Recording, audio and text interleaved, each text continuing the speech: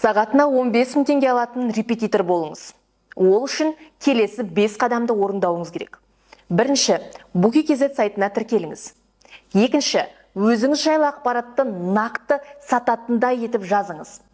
Үшінші, алғашқы клиенттеріңізді 1000-2000 теңгеге арзанға оқытып бастаңыз.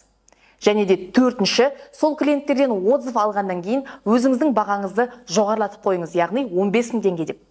Ал одан кейін бесінші, осы 15 мың теңгеге келген клиентіңізді ұстап қалу үшін не істеу керек? Яғни өзіңіздің әдіс тәсіліңізді, не болмаса жылдам оқу, есте сақтау әдіс тәсілдерін осы сабақтарыңызға қолданыңыз. Яғни сабағыңыздың құндылығын көтеріңіз.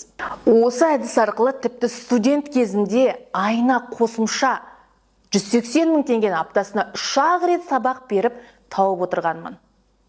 Ал егер сіз тек сайт арқылы ғана емес, өзіңіздің брендіңізді дамытып, сол арқылы айына 2 миллионнан аса табыс табатын мұғалім болғыңыз келсе, описаниедағы сілтемеге өтіңіз.